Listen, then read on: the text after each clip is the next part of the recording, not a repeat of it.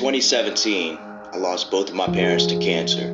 My mom first, then 2 weeks later, my dad. I questioned even more my whole earthly existence, my purpose, and better yet, everyone's purpose. At that time, I hadn't been walking with the Lord. I knew of Jesus, but didn't really know Jesus.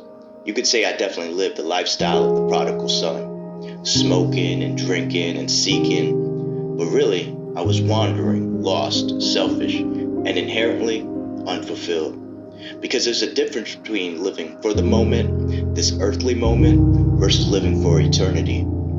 I believe many of us have one point in our lives asked, what comes next when it's all said and done? And unfortunately, as life moves on, some of us just stop asking.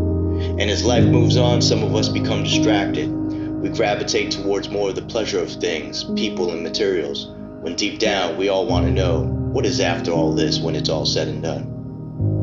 And in 2018, after searching through many science books and religious books and spiritual books, after conversing with many experts and even the street thug, none of it ever filled. I felt defeated. But then a memory appeared. I remember as my mother laid on her bed in her last days, she said, "Ronald, if you need anything, then pray to Jesus, because in all my life, he has answered all my prayers." And so I did. And in the coming days, weeks, and months, scales upon scales started falling down. I began to see differently. A new eyes, a new heart, a new mind. Jesus has shown me a glimpse of eternity. You see, a glimpse of eternity is enough to fill you. Just a small morsel of eternity. A small drop of eternal water is enough to fill your cup. Imagine that. All these years searching for the meaning of life, and it took a small glimpse of eternity. Jesus is eternity. Now my direction has changed. My goal is searching for those eternal moments that Jesus has hidden. That calm, peaceful, fulfilling, pure spirit. See, the curse is the world, but the true blessing is in Jesus. And when you realize that, you'll find Jesus in hidden areas of this world, hidden areas of your life, glimpses of eternity.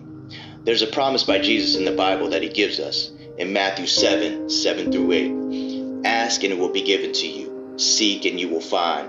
Knock and the door will be open to you. For everyone who asks receives. The one who seeks finds. And to the one who knocks, the door will be open. Now, I'm still saddened by the loss of my parents.